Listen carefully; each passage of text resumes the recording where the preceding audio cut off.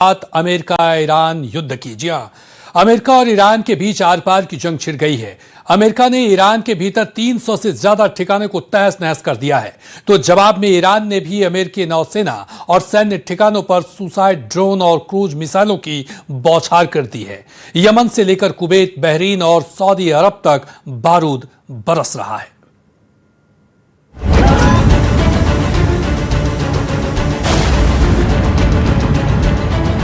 आसमान में मिसाइलों की गर्जना, बारूदी धमाकों से कांप गई धरती, आसमान से मौत का तांडव।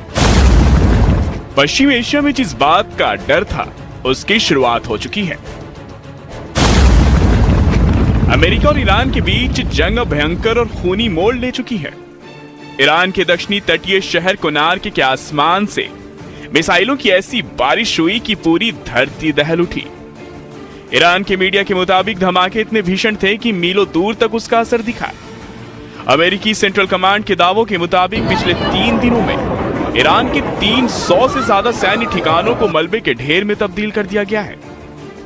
अमेरिका का सबसे घातक वार हुआ है।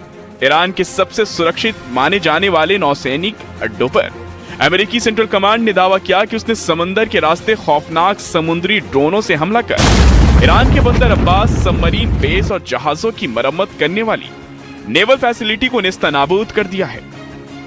हॉर्मुज के पास केशमद्वीप से लेकर बंदर अब्बास तक सिर्फ और सिर्फ तबाही के निशान दिख रहे हैं। यानी अमेरिका ने एक बार फिर ईरान के खिलाफ अपना सबसे आक्रामक हमला शुरू कर दिया है।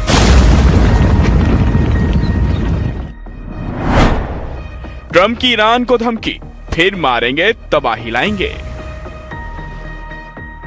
इस विनाशकारी युद्ध के बीच अमेरिकी राष्ट्रपति डोनाल्ड ट्रंप ने ईरान पर दोबारा हमले की धमकी दी है।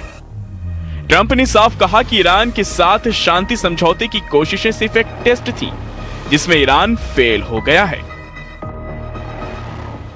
We're hitting them very heavy tonight, as you know. We're hitting them. We have tremendous amounts of ammunition. We have numbers that we haven't had in years, and we're hitting them very hard. And it'll continue, and we'll see what happens. But we're knocking out all of their offensive capability. Iran का भयंकर पलटवार, Kuwait और Bahrain में अमेरिकी base पर attack. पश्चिम Asia में सिर्फ अमेरिकी मिसाइलें नहीं गरज रही हैं, बल्कि ईरान भी भयानक पलटवार कर रहा है।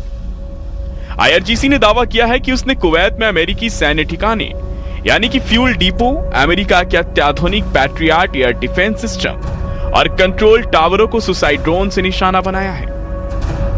दावे के मुताबिक इन हमलों में कुवैत की उत्तरी सीमा पर 3 बॉर्डर पोस्ट तबाह हो गए। यही नहीं, ईरानी नौसेना ने दावा किया कि अमेरिकी जहाज पर भी क्रूज मिसाइलों से अटैक किया गया। सिर्फ कुवैत ही नहीं, बल्कि बहरीन में भी ईरान ने अमेरिकी ठिकानों को टारगेट किया है। आईआरजीसी का दावा है कि उसने बहरीन के अल जुफैर बेस पर हथियार रखने के कई गोदामों, सैटेलाइट कम्युनिकेशन सेंटर और अमेरिकी सेना वाली एक इमारत को निशाना बनाया है। ईरान ने धमकी दी है कि अमेरिका के खिलाफ ऑपरेशन नसर 2 जारी रहेगा। यमन के सना एयरपोर्ट पर एयर स्ट्राइक। अमेरिका और ईरान के बीच दोबारा शुरू हुई इस जंग की आंच अब पूरे पश्चिम एशिया में फैलती दिख रही है। यमन में सऊदी अरब के लड़ाकू विमानों ने राजधानी सना के इंटरनेशनल एयरपोर्ट के रनवे पर बमबारी कर दी, ताकि ईरान का विमान वहां लैंड ना कर सके। गुस्से में तमतमाए हूथी विद्रोहियों ने अब सीधे सऊदी अरब के खिलाफ मोर्चा खोल दिया है। हूथी विद्रोहियों ने सऊदी अरब के आभा इंटरनेशनल एयरपोर्ट पर कई बैलिस्टिक मिसाइलें और ड्रोन दागने का दावा किया है। वहीं दक्षिणी ईरान के मह शहर में एक वाटर प्रोजेक्ट पर हुए हमले में आम नागरिक भी मारे जा रहे हैं।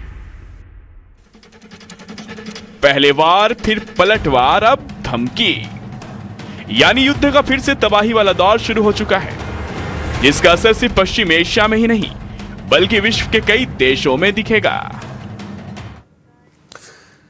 तो दुनिया की सबसे अहम समुद्री लाइफलाइन हॉर्मुज स्ट्रेट में ईरान की मिसाइलें बरस रही है।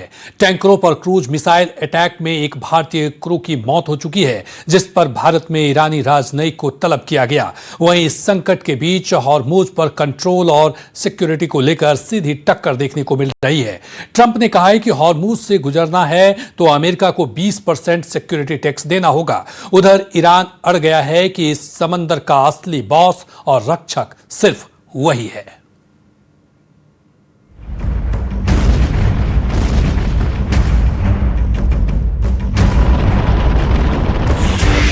हॉर्मुज स्ट्रेट पर कंट्रोल को लेकर जंग भयंकर। हॉर्मुज स्ट्रेट में मिसाइल अटैक, जहाजों की आवाजाही ठप। यूएई के तेल टैंकरों पर अटैक, भारतीय नाविक की मौत। दुनिया का सबसे अहम समुद्री रूट अब सबसे बड़ा रण क्षेत्र बन चुका है। हॉर्मुज स्ट्रेट में एक बार फिर से मिसाइलों की बारिश होने लगी, तेल टैंकर निशाना बनने लगे हैं। यूएई के 2 तेल टैंकरों मोम्बासा और अल बाहिया पर ईरान ने 2 क्रूज मिसाइलों से विनाशकारी हमला किया।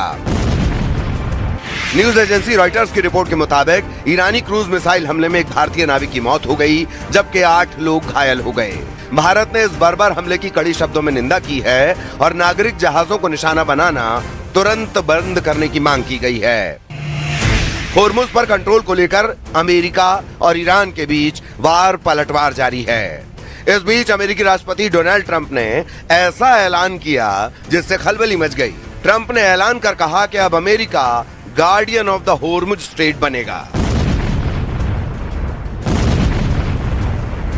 और हॉर्मुज से गुजरने वाले हर कार्गो जहाजों पर 20% टैक्स लगाने का दावा किया। ट्रंप का साफ कहना है कि ईरान के जहाजों और उसके खरीदारों को इस रास्ते से गुजरने की इजाजत बिल्कुल नहीं दी जाएगी।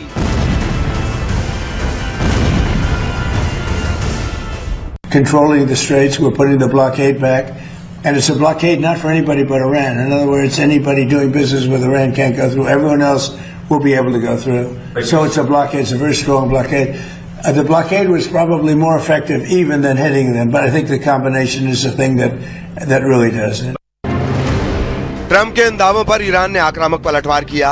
ईरान के विदेश मंत्री अब्बास अरागची ने कहा कि हॉर्मुज का असली रक्षक ईरान है। ईरान ने साफ कर दिया कि वो भी टैक्स वसूल सकता है, लेकिन ट्रंप का 20% का आंकड़ा बहुत ज्यादा है। वहीं ईरानी सेना के खातम अल अनबिया मुख्यालय ने 2 टूक चेतावनी दी है कि वे अमेरिका को हॉर्मुज में पैर नहीं पसारने देंगे। و شرارت‌های مکرر آمریکا برای دخالت در مدیریت تنگه هرمز، امنیت منطقه، تجارت بین‌المللی و عبور و مرور کشتی‌های نفتکش و تجاری را به طور جدی به مخاطره انداخته و متاسفانه همکاری برخی کشورهای منطقه نیز موجب شده خطر گسترش جنگ در سراسر منطقه افزایش یابد. पश्चिम एशिया में आसमान से लेकर समंदर तक बारूद सुलग रहा है। ईरान की IRGC ने दावा किया कि उसने हॉर्मुज के ऊपर मंडरा रहे अमेरिकी सेना के अत्याधुनिक MQ-1 ड्रोन को मार गिराया है। यानी ना तो अमेरिका ना ही ईरान दोनों हॉर्मुज के मोर्चे पर पीछे हटने को तैयार नहीं हैं और इस तनातनी का अंजाम पूरी दुनिया भुगतने लगी है। शिप ट्रैकिंग फर्म केपलर के मुताबिक पिछले 24 घंटे में हॉर्मुज से गुजरने वाले तेल और गैस टैंकरों की संख्या पिछले 2 महीनों में सबसे निचले स्तर पर पहुंच गई है, जिसका नतीजा ये हुआ कि अंतर्राष्ट्रीय बाजार में ब्रेंट क्रूड ऑयल की कीमतें अचानक 10% से ज्यादा उछलकर $84 प्रति बैरल के पार पहुंच गई हैं। अगर यही हाल रहा तो पेट्रोल, डीजल, गैस और महंगाई सब पर इसका असर दिखेगा।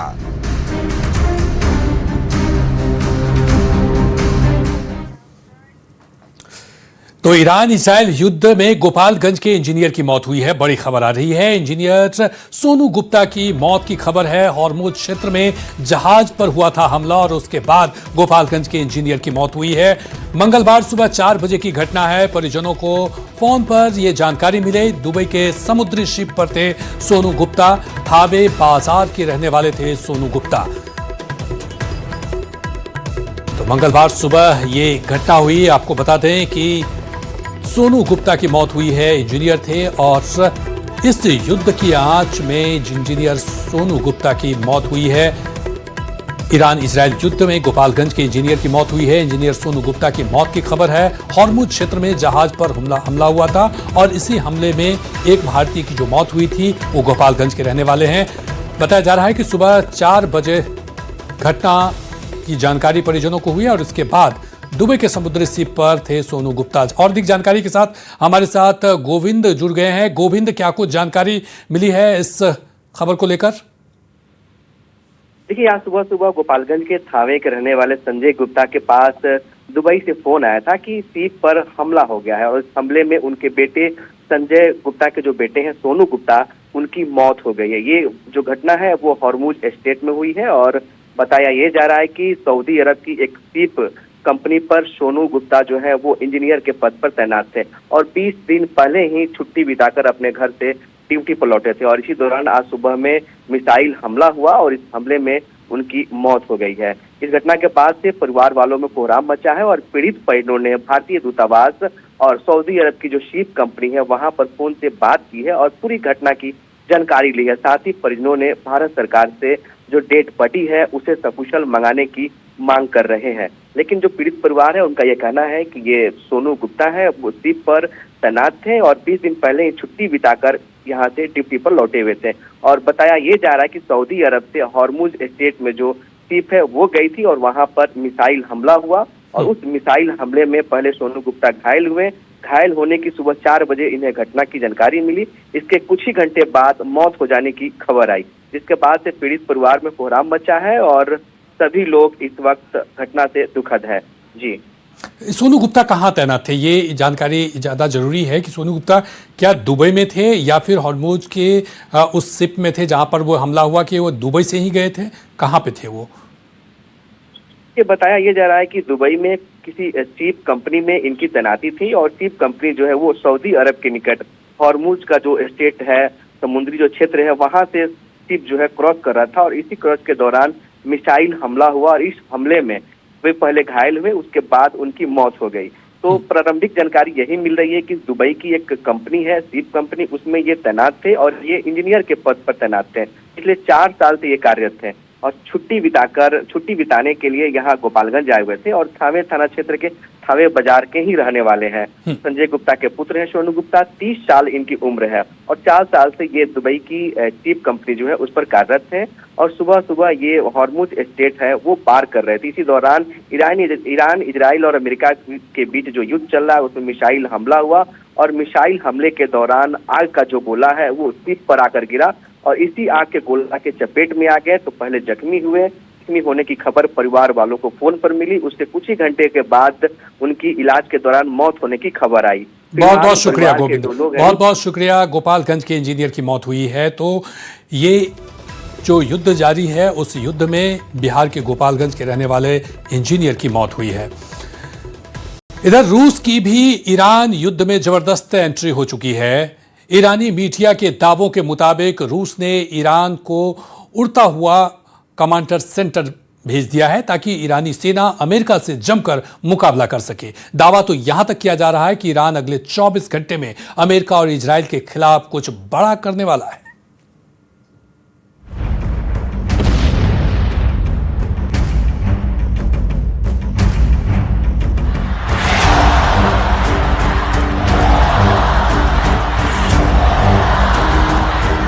दुनिया के सबसे बड़े तेल रास्ते स्ट्रेट ऑफ हॉर्मुज पर अब न्यूक्लियर साया मंडरा रहा है।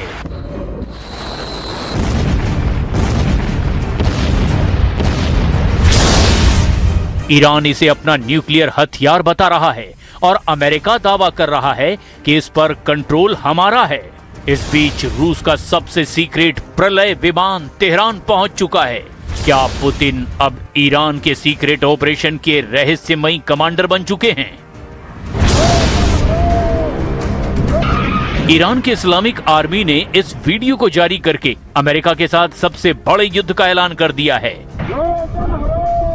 IRGC सैनिक ने लॉन्च पैड से दुश्मनों की तरफ बढ़ते मिसाइल को सलामी दी। ये वीडियो ईरान ने तब जारी किया जब उसने अमेरिकी हमलों के जवाब में खाड़ी देशों में अमेरिकी ठिकानों पर हमले कर दिए। हॉर्मुज को फिर से बंद करने का भी ऐलान कर दिया। क्या ईरान ने हॉर्मुज को दुनिया का सबसे खतरनाक आर्थिक हथियार बना दिया है? क्या रूस का सबसे सीक्रेट विमान तेहरान के लिए सिर्फ हथियार नहीं बल्कि जंग का नया ब्लूप्रिंट लेकर आया है? इसकी पूरी कहानी भी हम आपको बताएंगे, लेकिन इस बीच एक ऐसी रिपोर्ट सामने आई जो डॉलर में आग लगा देगी। क्या रूस, ईरान और उत्तर कोरिया ने अमेरिका की अर्थव्यवस्था को तबाह करने का एक सीक्रेट प्लान तैयार कर लिया है? क्रिप्टो लेन देन पर नजर रखने वाली संस्था चेनालिसिस ने खुलासा किया है कि इन 3 देशों ने पिछले साल 10 लाख करोड़ का कारोबार क्रिप्टो करेंसी में किया, मतलब डॉलर के खिलाफ एक पैरेलल इकोनॉमी। 7 दिनों की नई जंग और खाड़ी में बढ़ते तनाव के बीच रूस का सबसे सुरक्षित एयरबोर्न कमांड विमान Tu-214PU तेहरान पहुंच चुका है। दुनिया भर में उड़ रहे विमानों की रियल टाइम लोकेशन दिखाने वाली वेबसाइट फ्लाइट रडार 24 ने यह दावा किया है कि मॉस्को का यह विमान कैस्पियन सागर से गुजरते हुए करीब 2500 किलोमीटर का सफर तय करके तेहरान पहुंचा है। तेहरान तक पहुंचने के लिए Tu-214PU नेटो के कंट्रोल वाले इलाकों के बगल से गुजरा। कई रिपोर्ट में दावा किया गया कि इस विमान के साथ रूस का मिलिट्री एयरक्राफ्ट भी तेहरान पहुंचा है। रूस का ये विमान ऐसे वक्त में तेहरान पहुंचा है जब अमेरिका ईरान के खिलाफ निर्णायक युद्ध में उलझा हुआ है। ईरान अमेरिकी हमलों के जवाब में अमेरिकी ठिकानों पर तबाही मचा रहा है। एक्सपर्ट्स का मानना है कि इस विमान का तेहरान पहुंचना बड़ी स्ट्रेटेजी का हिस्सा हो सकता है। रूस पहले ही संकेत दे चुका है कि वो ईरान के टॉप कमांड के संपर्क में है। नेटो इसे डूम्सडे प्लेन यानी कि प्रलय के दिन इस्तेमाल होने वाला विमान कहता है। ये यूनिट रूस के राष्ट्रपति, टॉप पॉलिटिकल और मिलिट्री लीडरशिप की उड़ानों का जिम्मा संभालता है। 2 इंजन वाले इस विमान की रफ्तार 850 किलोमीटर प्रति घंटा है, जबकि इसके ऑपरेशन की रेंज 6500 किलोमीटर है और फेरी रेंज 10,500 किलोमीटर तक है। ईरान और अमेरिका के बीच जंग हर दिन और ज्यादा भड़कती जा रही है। रविवार को अमेरिका ने ईरान के 140 ठिकानों पर मिसाइल और ड्रोन से हमले किए। इसके जवाब में ईरान ने सोमवार को कुवैत और बहरीन में अमेरिकी सैन्य ठिकानों पर जबरदस्त हमले का दावा किया। इस बीच रूस के सीक्रेट प्लेन का तेहरान पहुंचना किसी बड़ी रणनीति का हिस्सा हो सकता है।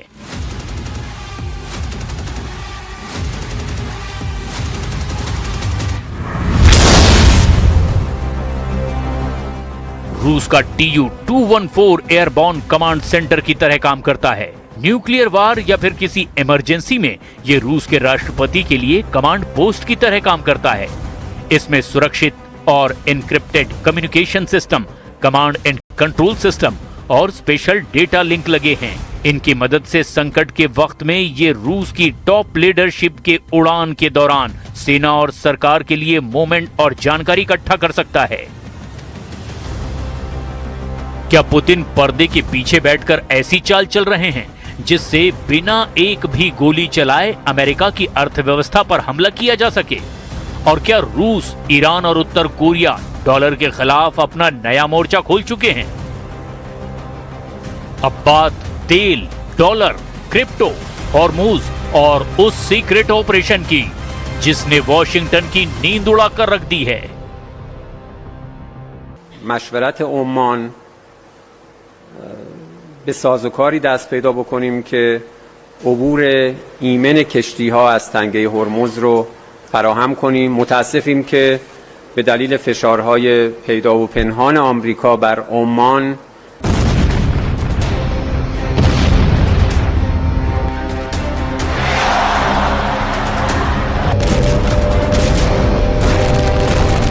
लेकिन इस पूरी जंग का सबसे बड़ा रण क्षेत्र तेहरान, तेल अवीव या वॉशिंगटन नहीं है, बल्कि दुनिया का सबसे संकरा और सबसे कीमती समुद्री रास्ता स्ट्रेट ऑफ हॉर्मुज है। यही वो दरवाजा है जहां से दुनिया की अर्थव्यवस्था हर रोज सांस लेती है। और अगर यही दरवाजा बंद हुआ तो सबसे पहले झटका मिसाइलों को नहीं बल्कि पूरी दुनिया की जेब को लगेगा। हॉर्मुज में सिर्फ जहाज नहीं चलते, यहां हर घंटे अरबों डॉलर की अर्थव्यवस्था गुजरती है। इसीलिए ईरान बार बार कहता है अगर उस पर हमला हुआ तो सबसे पहले स्ट्रेट ऑफ हॉर्मुज की कीमत पूरी दुनिया चुकाएगी। लेकिन सवाल यह है, क्या ईरान सचमुच हॉर्मुज को बंद कर सकता है या फिर अमेरिका का 5वां बेड़ा ऐसा होने ही नहीं देगा? दोनों देशों के बीच समझौता खत्म होने के बाद 6 बार एक दूसरे पर हमले हो चुके हैं। ज्यादातर हमले फारस की खाड़ी और स्ट्रेट ऑफ हॉर्मुज के आसपास हुए हैं। अमेरिका ईरान पर हमले इसीलिए कर रहा है क्योंकि वो हॉर्मुज में IRGC की ताकत को कमजोर करना चाहता है, जबकि ईरान का दावा है कि MOU के आर्टिकल 5 के मुताबिक हॉर्मुज पर कंट्रोल उसका है। लेकिन दोनों तरफ से ताबड़तोड़ मिलिट्री एक्शन के बाद समझौता कमजोर होता चला गया। डील में दोनों ने एक दूसरे पर हमले रोकने की बात कही थी, लेकिन हॉर्मुज को लेकर दोनों एक दूसरे से फिर उलझ गए। और जिस तरह से दोनों के बीच युद्ध छिड़ा हुआ है, ऐसे में बातचीत और कूटनीति की गुंजाइश खत्म दिखाई दे रही है।